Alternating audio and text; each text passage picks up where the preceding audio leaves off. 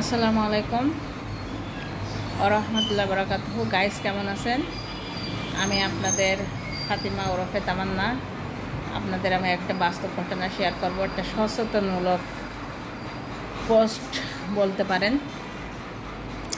আমরা জানি আমাদের ক্ষতি যত করে সব আমাদের আপনজন, এটাই আমিও জানতাম এতদিন যাবৎ, কিন্তু এখন আমি জানি এটা আপনজন ছাড়াও যারা ক্ষতি মানুষের করতেই থাকে তাদের মন মানসিকতা সবার বেলায় সমান। তারা পরকেও ক্ষতি করে, আপনকেও ক্ষতি করে। আমরা অনেকে বিশ্বাস করে, অনেকে করি না যে কুফরি করে একটা মানুষকে কবর পর্যন্ত পাঠিয়ে দেওয়া যায়, বা কুফরি করে তার জীবনটাকে শেষ করে দেওয়া যায়, তার রিজিক বন্ধ করে রাখা যায়, তার সমস্ত ভালো কাজগুলো বন্ধ করে রাখা যায়, তার মানসিকভাবে শারীরিকভাবে ক্ষতিগ্রস্ত হয়। আমিও ঠিক সেম অনেক বছর যাবৎ আমার চাচিরা আমাকে কুফরি করছে। আমার এই যে কয়েক বছর আগে 5-6 বছর 21 সাল থেকে আমার ভাইয়েরা সম্পত্তির জন্য আমার ভাই আর ভারী করছে। এই হিসাবে আমি এই বিষয়গুলো একটু ভালোভাবে বুঝতে পারি, ধরতে পারি। আর ইদানিং করছে আমার পাশের রুমের মহিলারা, দরজাটা একটু বন্ধ করে দেয়, শব্দ আসতে না পারে।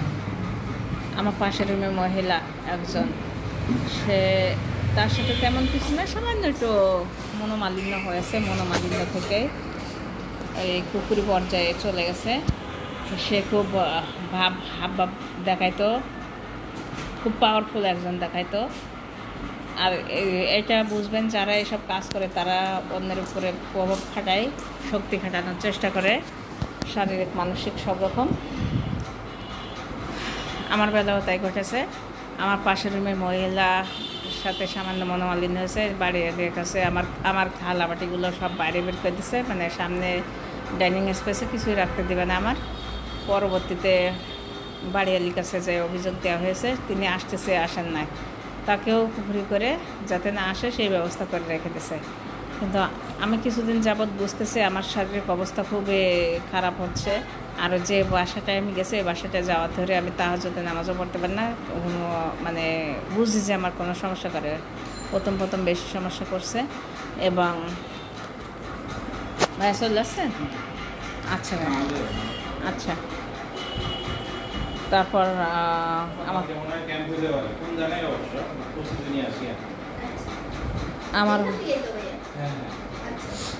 আমার হলো বিভিন্ন রকম সমস্যা হচ্ছে। আমার একটা পরিচিত ভাবি আছে, তার সাথে আলেমজিন আছে।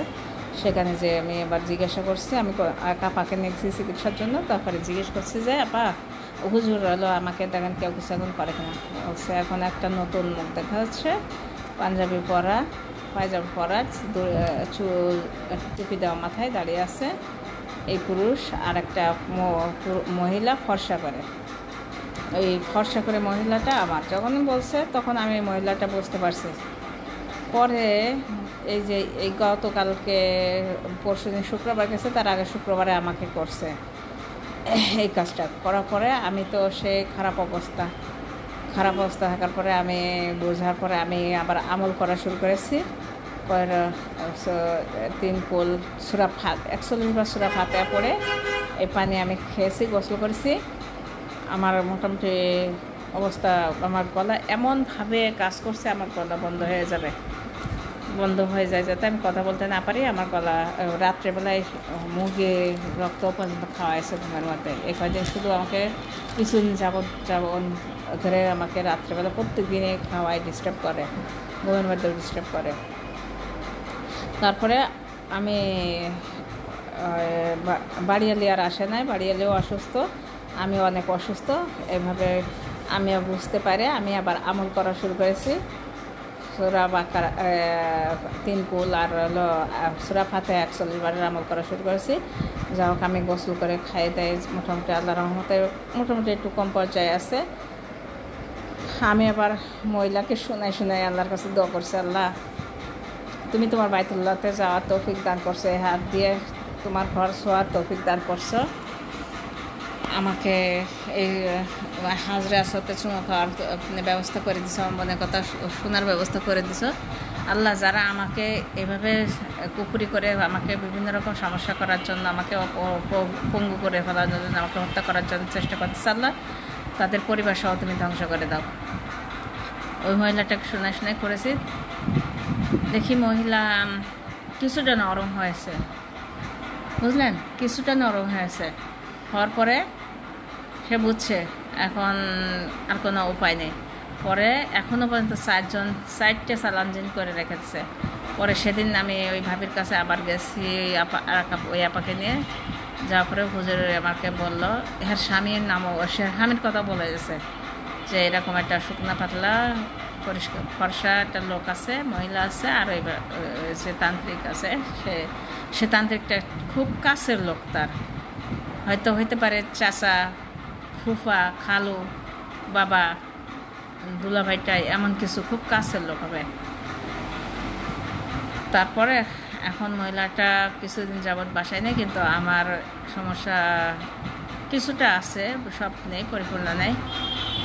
আমার জন্য সবাই দোয়া করবেন। আপনারা পারিবারিকভাবে আপনারা সবাই সবসময় সতর্ক থাকবেন।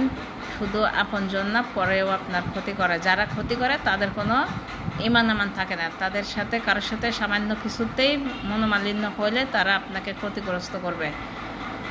সংসারে স্বামী স্ত্রীর মধ্যে মিল মহব্বত থাকে না, অসুস্থতা লেগে থাকে, ওষুধ খাইলে সারে না।